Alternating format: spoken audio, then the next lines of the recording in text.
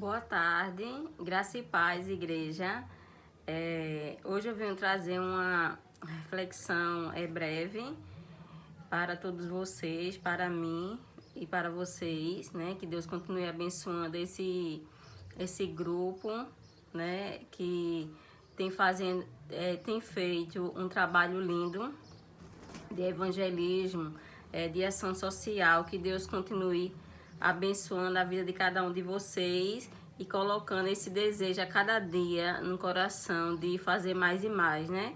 Nesse tempo que estamos vivendo, estamos assim, sem poder fazer muito, evangelizar, sem poder evangelizar como antes, mas graças a Deus está voltando aos poucos, né? Eu também sinto falta de evangelizar, que eu evangelizava ali no hospital, e pelas misericórdias do Senhor, muitas pessoas ali entregavam suas vidas a Jesus Cristo. E como a irmã Alexandra e toda a sua equipe também evangelizando, e também acontecia, né, várias conversões para a honra e glória do Senhor. Mas em nome de Jesus, né, iremos voltar a fazer esse trabalho lindo que Jesus nos ordenou, né? Que ele disse que ia, mas ia deixar os seus apóstolos, seus discípulos, para levar a sua palavra em Jerusalém, Samaria e até aos confins da terra, né? E a gente tem feito um pouquinho, mas que Deus, que o Espírito Santo nos capacite a cada dia, né, para fazer o que Jesus tem mandado, ordenado, ide. E eu escolhi alguns versos aqui da Bíblia para a nossa meditação de hoje, que está lá no Evangelho de Lucas, capítulo 21. Vou ler alguns versículos, porque o texto é grande, e depois eu vou entrar em alguns outros textos da Bíblia.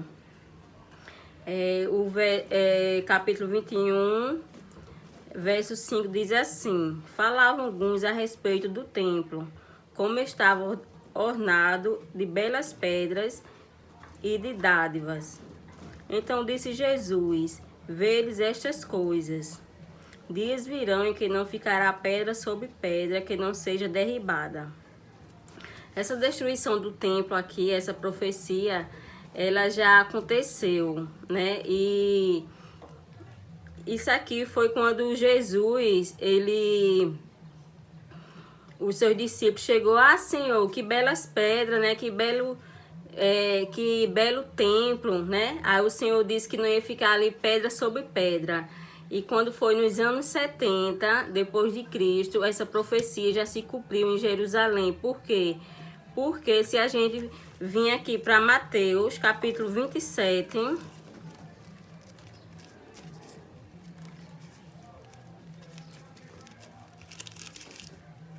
Mateus, capítulo 27, verso 25, diz assim... Aliás, iniciando no 24, no verso 24 do capítulo 27. Vendo Pilatos que nada conseguia antes, pelo contrário, aumentava o tumulto, mandando vir água. Lavou as mãos perante o povo, dizendo: Estou inocente do sangue deste justo, fica o caso convosco. Aqui ele estava falando de Jesus. Jesus já estava preso e o povo de Israel queria que Jesus fosse crucificado. E no 25 diz assim: o povo todo respondeu: Caia sobre nós o seu sangue e sobre nossos filhos. Então Pilatos lhe soltou Barrabás e, após haver açoitado a Jesus, entregou para ser crucificado. É muito triste, né? Esse povo, os religiosos da época, os sacerdotes, fariseus, incitaram aquele povo de Israel para que Jesus realmente fosse preso, crucificado e morto. E eles disseram que o sangue recaísse sobre os filhos deles e sobre eles. E realmente nos anos 70 foi uma destruição ali em Jerusalém. Realmente aquele povo pagaram pelas palavras ali ditas. E eles sofreram muito. Jerusalém foi sitiada por 3 anos ali. Foram dias horríveis ali para aquele povo, né? Vários historiadores falam desse episódio. Foi dias horríveis que aconteceu ali com aquele povo de Israel por conta da desobediência, por conta da palavra que eles disseram, né? E recaiu mesmo. E essa profecia aqui, ela foi se cumprida. O templo foi destruído. O templo onde as pessoas usavam aquele holocausto. Tinha o Santo dos Santos. Era o templo ainda da antiga aliança. Aquele templo que foi feito pelo rei Salomão e foi erguido por Esdras, por Neemias, e depois ele teve uma reforma por Herodes. Antes de Jesus vir recentemente, 19 anos antes de Cristo, ele passou por uma reforma por Herodes. E ele foi destruído e aquele povo sofreram muito. E as profecias, meus irmãos e irmãs, elas vêm se cumprindo, né? E eu acredito que a gente está passando por uma profecia que são os princípios das dores. Onde eu vou ler aqui o verso 7, que diz assim: perguntaram-lhe, mestre, quanto sucederão isto, e que sinal haverá de quando estas coisas estiverem para se cumprir? No verso 8 do capítulo 21, diz assim: respondeu ele, vede que não sejais enganado, porque muitos virão em meu nome, dizendo, sou eu, e também chegou a hora, não o sigais. Aqui está falando do anticristo. Quando ouvides falar de guerras e revoluções, não vos assustei, pois é necessário que primeiro aconteçam estas coisas, mas o fim não será logo. Então lhe disse, levantar-se-á nação contra nação e reino contra reino. Haverá grandes terremotos, epidemias e fome em vários lugares, coisas espantosas, também grandes sinais nos céus. Jesus está dizendo aqui que realmente quando nos princípios das dores ia acontecer vários terremotos em grande proporção, né? Grandes terremotos, epidemias. Depois da epidemia vem fomes em vários lugares, coisas espantosas e também grandes sinais nos céus. Aqui eu acredito que a gente está passando por uma pandemia, né, que abalou aí o mundo, abalou aí a saúde das pessoas, abalou a economia. As pessoas estão correndo, né, por uma vacina. A corrupção cresceu de uma forma tremenda. As pessoas hoje estão, os políticos, né? A maioria deles, não todos, mas a maioria, com aquela ganância, não pensando primeiramente no temor ao Senhor e nas vidas aí que estão falecendo, né? Isso aí também é uma coisa assim, são coisas espantosas. Também que estão acontecendo, que os homens não sabem muitas vezes falar o certo, o que é. E também tudo isso, desde quando Jesus veio ao mundo, aconteceu terremotos, epidemias, fome. Mas agora eu acredito que está acontecendo de grande proporção, né? Essa pandemia mesmo que aconteceu, aconteceu de uma forma assim, tremenda. Mas assim, aqui um pedacinho do verso 9, diz assim que não vos assustei, pois é necessário que tudo isso aconteça. Por quê? Qual é o propósito de Jesus, né? Eu acredito. Para aquelas pessoas, né? Para nós nos santificarmos mais ainda na palavra, né? Perseverar mais e mais. E para aquelas pessoas que ainda não aceitaram a Jesus, que graças a Deus não é no caso da gente, mas para que essas pessoas que não aceitaram, que reconheçam que tudo está no controle do Senhor e que só Ele pode nos dar a salvação, né, através de Jesus Cristo.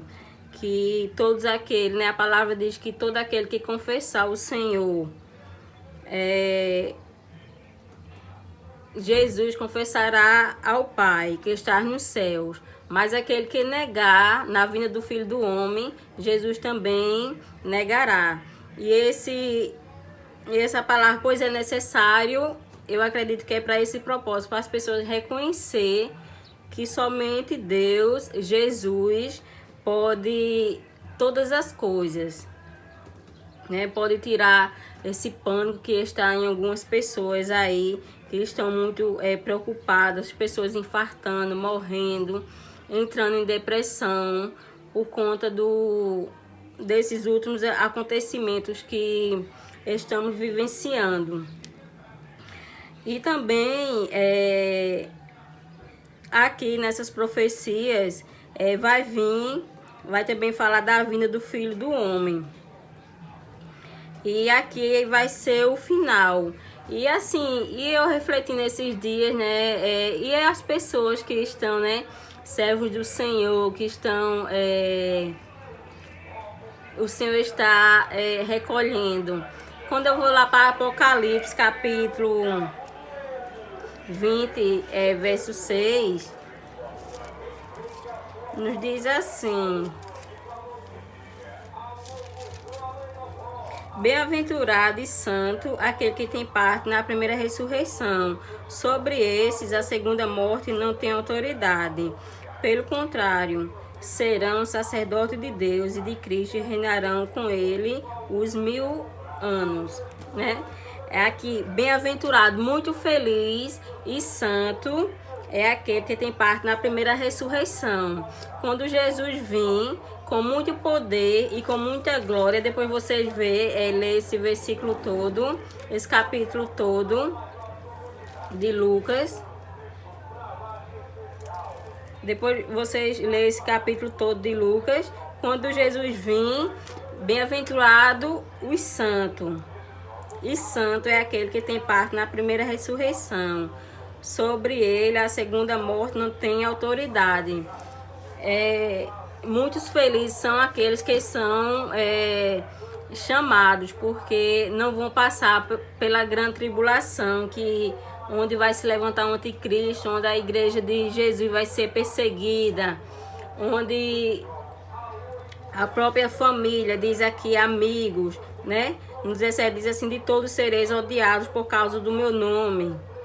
Contudo, não se perderá um só fio de cabelo da vossa cabeça, e na vossa perseverança que ganhareis a vossa alma. Se a gente perseverar até o fim, né, a gente vai ter a coroa eterna.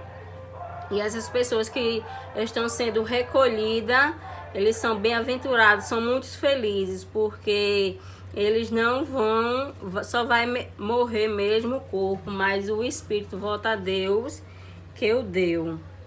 E quando eu vou para o verso 36, 35 e 36 do mesmo capítulo 21 de Lucas, diz assim: pois há de sobrevir a todos que vivem sobre a face da terra. Tudo isso que eu li vai vir sobre todos que estão na face da terra, que seja cristão, que não seja cristão. Mas qual é o nosso papel, né? A diferença de sermos cristãos. No verso 36 diz assim: vigiai, pois, a todo tempo, orando para que possais escapar de todas estas coisas que tem de suceder e estar de pé na presença do Filho do Homem. Eu amo esse versículo porque ele diz: vigiai, pois, a todo tempo, para que possais escapar por todas essas coisas. Né? Aqui está dizendo que a gente tem que vigiar, orar a todo tempo, para que possamos escapar, né? Escapar de terremotos, de epidemias, de pandemias, de coisas espantosas, de grandes sinais dos céus, passar por todas estas coisas, de ser perseguidos, mas que nós possamos vigiar e orar todo o tempo, para que possamos ficar de pé diante da presença do Filho do Homem, né? Que possamos perseverar até o fim. E se a gente vigiar, orar, e se for da vontade de Deus, passar por todas essas coisas, temos que ficar firme e forte na presença de Deus, né? É claro que às vezes nós temos nossos momentos de ansiedade por essas coisas que estamos passando, mas que isso não possa abalar a nossa fé, né? Que possamos a cada dia buscar mais e mais no Senhor Jesus Cristo, né? Ter comunhão, ter fé, ter esperança, que no momento certo vai passar. E quando eu vejo o apóstolo Paulo lá em 2 Timóteo, capítulo 4, ele já está oferecido a libação, né? Ele já está ali sentenciado à morte. E ele não perdeu a fé em momento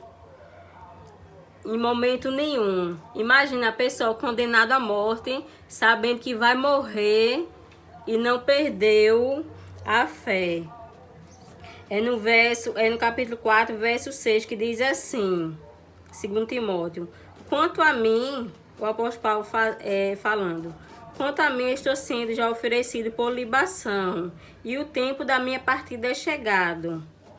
Combati o bom combate, completei a carreira, guardei a fé. Já agora a coroa da justiça me está guardada, a qual o Senhor, reto juiz, me dará naquele dia, e não somente a mim, mas também a todos quanto amam a sua vinda, né? Como o apóstolo Paulo, como a todos, ele está falando aqui, que amam a sua vinda, que ama a vinda de Jesus Cristo, que crê nessa profecia, que crê na palavra do Senhor Jesus Cristo. Esta coroa da justiça está guardada para mim, para você, né? Temos que perseverar até ao fim. E sempre dizer assim: combati o bom combate, completei a carreira e guardei a fé, diante de qualquer circunstância das nossas vidas, né? O apóstolo Paulo e nós só temos essa palavra, esse entendimento, porque temos o Espírito Santo dentro de nós, que nada nesse mundo vai